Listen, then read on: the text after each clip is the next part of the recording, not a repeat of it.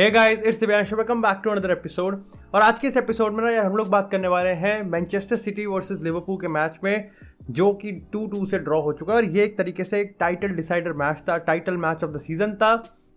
Result I think कह सकते हैं कि डेफिनेटली रिजल्ट ने ना हमको एक तरीके से कंफ्यूज कर दिया। और रिजल्ट ने ना जो सारा का सारा बर्डन था, जो सारा का सारा हाइप था, सस्पेंस था, वो इस मैच से हटा के अब थोड़ा थोड़ा करके आगे के 6-7 मैचेस जो बचे हुए प्रीमियर लीग में उस पर यहाँ पे शिफ्ट कर दिया। लेकिन यार what a match this was. I like seriously अगर फुटबॉलिंग टर्म्स की हम बात करें, अगर टैक्टिकल परसेप्शन की हम बात करें ना, तो इतना कुछ है इस मैच में देखने के लिए। और सही बताऊं तो यार इस मैच की पेस, इस मैच का टेम्पो, इस मैच की excitement, like it was on another level. यार पहले आपके पहले 5 मिनट में सिटी ने मतलब गोल स्कोर कर दिया। जिस तरीके से सिटी ने लिवरपूल को प्रेस करा ना, और लिवरपूल को प्रेशर में डाला, like it is so odd, it is so weird कि लिवरपूल जैसी टीम को भी कोई इतना अनकंफर्टेबल पोजीशन में डाल सकता है। उसी के साथ सेकंड हाफ में लिवरपूल ने पहले मिनट में गोल ठोक दिया, और उसके बाद लिवरपूल ने जिस तरीके से सिटी को अनकंफर्टेबल पोजीशन में डाला, it is again so weird कि सिटी को यहाँ पर कोई टीम कैसे इतने अनकंफर्टेबल पोजीशन में डाल सकती है। यार this match was all about it. इस मैच में ना, इस मैच की सबसे बड़ी जो मैं कहता हूँ कि सबसे बड़ा जो स्ट्रेंथ था ना, वो यही था कि दोनों टीम्स गिव अप नहीं करना चाह रही थी। दोनों टीम्स अपनी ट्रेडिशनल टैक्टिक्स, चाहे हम पेप की बात करें चाहे हम क्लॉप की बात करें, उससे इतना ज़्यादा एक तरीके से आप कह सकते हो ना, इतना ज़्यादा इंस्पायर्ड थे कि they just don't want to get over with it. वो नहीं चाहते थे कि भाई, लिवरपूल नहीं चाहती थी कि सिटी की टैक्टिक्स हमारे पे हावी हो। दे वांट कि हमारी टैक्टिक्स उन पे हावी हो। और जैसा मैंने यार देखो प्रीव्यू में भी कहा था कि this match is all about tempo, this match is all about the momentum and the control. और इस मैच में हम कह सकते हैं कि डेफिनेटली कंट्रोल दोनों के पास बराबर रहा था। ये अलग बात है कि जिस फेज में जिस टीम के पास बराबर का वो जिस टीम पे कंट्रोल रहा था, उसने उसका कितना ज़्यादा फ़ायदा उठाया। अच्छा, वैसे एक चीज़ काफ़ी फनी सी मेरे दिमाग में आ रही है। सेकेंड हाफ में याद होगा कि सेकेंड हाफ में ना एक तरीके से वो 15-20 मिनट का वो एक 15 लास्ट के 15-20 मिनट से ना वो पूरा मोमेंटम किल हो गया। वो पेस, गेम की जो पेस थी ना, वो बहुत ज़्यादा स्लो हो गई। And to be very very honest, ये वो पेस है जिस पे यूनाइटेड खेलती, जब हम कहते हैं कि यूनाइटेड के पास मोमेंटम है और यूनाइटेड अब फाड़ेगी। लेवल देख रहे हो तुम? सिटी और लिवरपूल में जो सबसे बोरिंग फेस था, वो यूनाइटेड का सबसे इंटरेस्टिंग और एक्साइटिंग फेस है। This is the difference between the level of football. हाँ, बट मैं क्यों बता रहा हूँ, मैं अपनी टीम की बेइज्जती क्यों कर रहा हूँ? गजब बेइज्जती है। लेकिन इसी के साथ यार बात करते हैं उन पॉइंट्स की जो कि मेरे को लगता है कि आज के मैच के हाईलाइट थे। सबसे पहले बात करते हैं यार मैनचेस्टर सिटी की। एंड भाई साहब, मतलब यार इस सिटी की टीम में जिन प्लेयर्स के हम नाम लें, उन प्लेयर्स की तारीफ करनी पड़ेगी। अपार्ट फ्रॉम 2 अटैकर्स जो थे, गैब्रियल हेजूस और रहीम स्टर्लिंग। मतलब आई वॉज सो एक्साइटेड ना, क्योंकि समझ में आ रहा था कि पेप थोड़ा अनयूजुअल कर रहा था। देखो पेप की जब लाइनअप मैंने देखी ना कि ठीक है, फोर्डन है, स्टर्लिंग है और उसके बाद गैब्रियल हेजूस है, आई वॉज एक्साइटेड क्योंकि समझ में आ रहा था कि आज आउट ऑफ द बॉक्स कुछ हो रहा है। आज ट्रेडिशनली यहाँ पर behind the lines run, long ball ज़्यादा होने वाली है, और वो चीज़ हुई भी। और उसी चीज़ का रीज़न था कि आज कहीं ना कहीं फोर्डन इतना एक्सेलेंट प्लेयर है ना यार। मतलब फोर्डन ने मतलब सीरियसली 3 से 4 बार कहीं ना कहीं उनके पैरों में परोसी है, चाहे गैब्रियल हेजूस की हम बात करें, चाहे हम रहीम स्टर्लिंग की बात करें। एंड नन ऑफ एक भी बार उन्होंने उस चीज़ को न्यूट्रलाइज नहीं किया, उस चीज़ को यहाँ पर एक तरीके से उसको रिजल्ट में कन्वर्ट नहीं किया। And this is such an unfortunate situation for Manchester city. क्योंकि अगर एक तरीके से फर्स्ट हाफ की हम बात करें ना, फर्स्ट हाफ में काफ़ी इंसिडेंट ऐसे थे जहाँ पर आप कह सकते हो कि गोल स्कोर हो सकते थे। And at the end of the first half ये गेम 3-1 4-1 हो सकता था। लिवरपूल के फैंस जो भी, आई थिंक दे अंडरस्टैंड कि हाँ भाई, फुटबॉल ऐसा ही चल रहा था कल के मैच में। दूसरी चीज़, दूसरा प्लेयर वो है केविन डे ब्रुयने। भाई मतलब अब तो भाई मेरे को लगता है कि ये ना उसकी स्ट्रेंथ है, उसकी प्रोफाइल में लिख दो कि बड़े मैच में ये खेलेगा और बड़े मैच में ये छाएगा। क्योंकि अपार्ट फ्रॉम फिल फोर्डन, अगर कोई प्लेयर जो था जो कि मेरे को लगता है कि ही रोज टू द ओकेजन, जो कि मेरे को लगता है कि ही वॉज सो की, अगर सिटी के सारे अटैक्स की हम बात करें तो वो केविन डे ब्रुयने था। उसके थ्रू बॉल्स, उसका ऑफकोर्स उसका गोल, यस मतलब गोल उसने डिफ्लेक्शन से मारा, but still that was so, मतलब इट वॉज सो नटमैग होकर गोल हुआ है। तो पूरे टाइम केविन डे ब्रुयने से भाई नजरें नहीं हट सकती थी, और उस तरीके से उसने गेम खेला था। And it is so good, क्योंकि केविन डे ब्रुयने यार उस तरीके का प्लेयर है। सबसे पहली चीज़ तो है कि केविन डे ब्रुयने एक बॉल कैरियर है, एक्सेलेंट बॉल कैरियर है। दूसरा, उसकी शूटिंग ना आउटस्टैंडिंग है। तीसरा कि वो बॉल कैरी करके थ्रू बॉल अपने दोनों पैरों से निकाल सकता है, यानी कि he is 2-footed and unpredictable at times. और उसका विजन ऑफकोर्स अनमैचेबल है।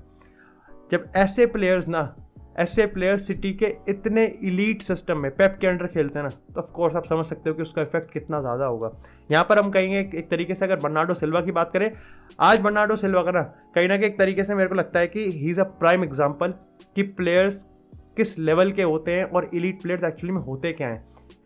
ही was actually playing as a defensive midfielder. उसका रोल अगर आप देखो तो वो सेंटर बैक से बॉल उठा रहा था और आगे प्रोवाइड कर रहा था। He is not a CDM, लेकिन वो उसकी तरह एक्ट कर रहा था। कब? जब सिटी पे ऑलरेडी एक CDM है। And this is the prime example कि कभी कभार ना पोजीशन इतना मैटर नहीं करता, आपकी फुटबॉल IQ और आपकी कैपेबिलिटी, आपकी पेडिग्री बहुत ज़्यादा मैटर करती है। And as a United fan I think हमको इस चीज़ से बहुत कुछ सीखना पड़ेगा। बट ऑफकोर्स अगर बर्नार्डो सिल्वा की बात करें तो हमारे मिडफील्ड में सीरियसली ऐसा कोई प्लेयर भी नहीं है अपार्ट, अगर हम डिफेंसिव एरिया की बात करें। ओवरऑल अगर बर्नार्डो की बात करें तो आज उसका रोल ना बिहाइंड द सीन ज़्यादा था। उसका रोल आज गेम को संभालना बहुत था। इसी के साथ अगर बात करें यहाँ पर लिवरपूल की परफॉर्मेंस से, तो आई थिंक यार लिवरपूल ना मतलब एट टाइम्स अनप्रिडिक्टेबल होने की कोशिश कर रही थी। लाइक शुरुआत में उन्होंने अपने ट्रेडिशनल 4-3-3 नैरो के साथ वो गए, उन्होंने भाई हाई प्रेस करना स्टार्ट किया। हाउएवर सिटी बहुत जल्दी, एक तो पहला गोल उन्होंने शक्कर पंच की तरह आया लिवरपूल को, और सिटी ने बहुत जल्दी उनको पिन बैक कर दिया। और ऑफ कोर्स जब सिटी किसी को पिन बैक कर देती है तो उनके पास इतने बेहतरीन प्लेयर्स हैं कि आप वहाँ से निकल नहीं सकते। They tried their best. I think जोटा, माने और साला, यहाँ पे लुइस डियास को सेकेंड हाफ में लेके आए, लेकिन I think I can understand कि क्यों जोटा, माने और साला का यहाँ पे ट्रेडिशनल लेके आया।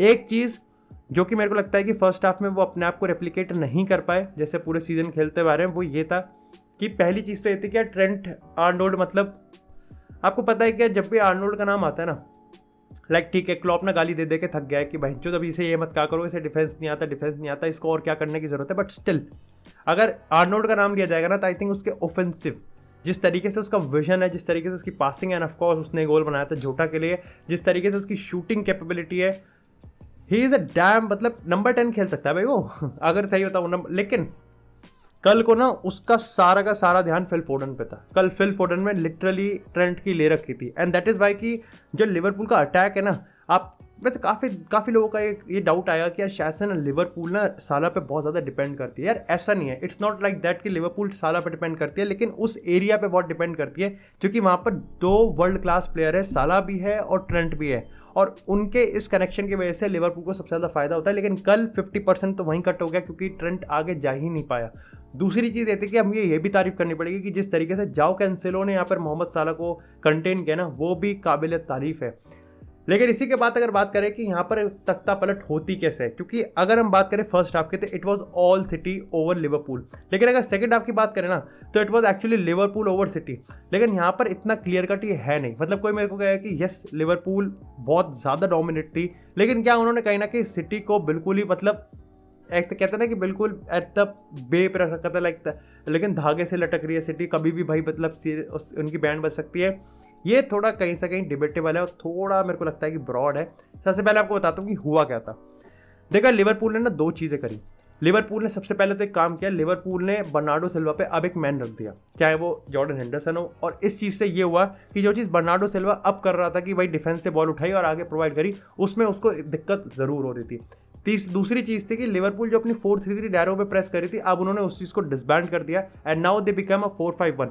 अब यहाँ पर यही चीज़ होती है कि 4-5-1 से प्रॉब्लम ये थी कि जो आगे के स्ट्राइकर था वो सिर्फ एक था और आगे के जो सेंटर बैक थे वो 2 थे, तो 1v2 की फॉर्मेशन, 1v2 की सिचुएशन थी और यहाँ पर लिवरपूल प्रेस कर ही नहीं पा रही थी।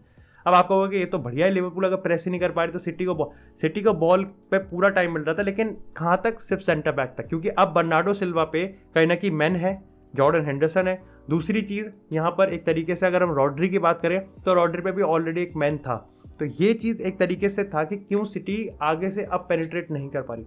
तीसरी चीज़ की अगर हम बात करें तो वो ये है कि लिवरपूल का जो ऑन बॉल गेम था ना वो बहुत ही ज़्यादा बढ़िया हो गया था फर्स्ट हाफ के कंपैरिजन में, और ऑफकोर्स इसी का रीज़न था कि पहले 1 मिनट के अंदर ही लिवरपूल ने दूसरा गोल मार दिया, और उसके बाद भी लिवरपूल की जो इंटेंसिटी थी, even though they were not pressing high, वो काफ़ी ज़्यादा हाई थी।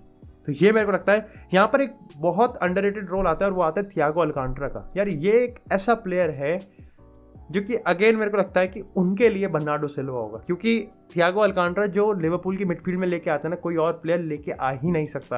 लाइक आप थियागो अल्कांट्रा को इस मिडफील्ड में से लगा दो, आप इस मिडफील्ड की 80% जान निकाल देते हो। जिस तरीके से वो क्रिएट करता है, जिस तरीके से उसने सिटी की लाइन्स को ब्रेक किया है ना, वो बहुत ही ज़्यादा अंडररेटेड है और बहुत ज़्यादा मतलब उसको तारीफ़ करने की ज़रूरत है। लेकिन इसी के साथ बात करते हैं अपने biggest and the most important point की इस मैच के रिजल्ट से ना एक्चुअली में फ़ायदा क्या हुआ और क्या ये जो टाइटल मैच था क्या सही में एक टाइटल मैच बन के निकला। सबसे पहले रिजल्ट की हम बात करें ना तो मेरे को लगता है कि देखो काफ़ी लोग कहेंगे कि देखो पहले लास्ट के 15 मिनट अगर हम बात करें तो दोनों टीम्स ने बिल्कुल टेम्पो डाउन कर दिया था, गेम का जो पेस था वो स्लो हो चुका था। उसके पीछे मेरे दो एक्सप्लेनेशन है। पहला मेरे को लगता है कि क्योंकि सिटी को पता था कि लिवरपूल अब उन पर हावी हो रही है, सो दे वांट कि भाई इनका मोमेंटम तोड़ा जाए। और मोमेंटम कैसे तोड़ा जाएगा, बॉल अपने पास रख के, चाहे पीछे ही घुमाते रहो लेकिन घुमाओ। दूसरा ये था कि आप देखो 75 मिनट तक दोनों टीम्स इतना ज़्यादा प्रेस कर रही थी, इतना ज़्यादा हाई इंटेंसिटी फुटबॉल खेल रही थी कि अब उनमें फैटिग थोड़ा आ रहा था। ये डिबेटेबल आप में से कहोगे कि यार सिटी और लिवरपूल में क्या आई fatigue, but yes they were feeling the fatigue, थकान उनको भी दिख रही थी। लेकिन अगर रिजल्ट की हम बात करें ना तो कितना ही आप कह लो कि 50-50 था, दोनों के फेवर में था, बट आई बिलीव कि ये थोड़ा सा सिटी सेंट्रिक रिजल्ट था। मतलब इस रिजल्ट का फायदा ना सिटी को होगा। और उसके पीछे मेरा रीज़न है कि, और यहीं पर ही आपको पता चलेगा कि क्या ये मैच एक्चुअली में टाइटल डिसाइडर बन के निकला। रीज़न यहाँ पर ये है कि देखो अगर आप स्केड्यूल की बात करो, आई होप कि मेरे को स्केड्यूल याद हो दोनों के, लेकिन अगर इस लिवरपूल की हम बात करें तो they are yet to face Spurs. वो अभी एस्टन विला को भी फेस करेंगे और वो यहाँ पर यूनाइटेड को भी फेस करेंगे। आई नो यूनाइटेड की हम बात करते हैं तो ऑफकोर्स सब 3 पॉइंट्स के बारे में सोचने क्या रहे तो यूनाइटेड को हार ही देंगे, और मतलब वाजिब भी है, मतलब फैक्ट सोचना भी चाहिए क्योंकि एवर्टन से भी हम हार गए।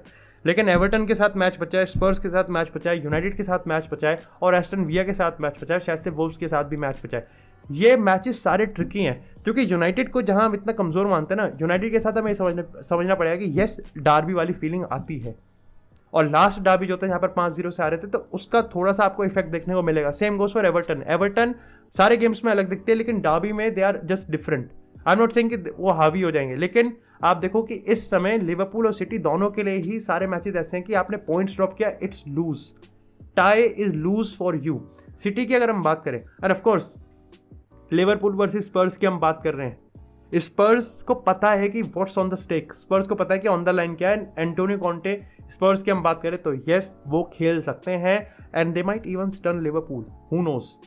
सिटी के अदर एंड हम बात करें तो मेरे को लगता है कि यहाँ पर वेस्ट हैम है, लेस्टर सिटी है और यहाँ पर न्यूकासल है और यहाँ पर ब्रिटन होवे अल्बानियन है। ये टीम्स है, कोई बड़ी टीम्स एज सच यहाँ पर अब भी मतलब नहीं है, और अगर होगी तो यार मेरे को याद नहीं आ रही। तो मेरे को लगता है कि आप देखो कि सिटी पॉइंट्स ड्रॉप करने के चांसेस कम है, but however this is Premier League, ये अनप्रेडिक्टेबल है भाई। अगर ब्रेंटफोर्ड चेल्सी को 4-1 से हरा सकती है ना, तो कुछ भी हो सकता है ना। एवर्टन यूनाइटेड को हरा सकती है, वैटफोर्ड यूनाइटेड को 4-1 से हरा सकती है, तो कुछ भी हो सकता है डेफिनेटली। या छोटी टीम्स कभी भी बड़ी टीम्स को स्टन कर सकती है। हाउएवर जब पेप और क्लॉप की बात आती है तो कहीं ना कहीं ये चीज़ें इतनी ज़्यादा लागू नहीं होती। तो that's it for this episode guys. I hope आपको एपिसोड पसंद आया। एपिसोड को लाइक करें, चैनल को सब्सक्राइब करें, आपको इसी तरह फुटबॉल से एक्सक्लूसिव कंटेंट चैनल पर मिलता रहेगा। तब तक के लिए stay tuned, stay safe and I will see you in the next episode.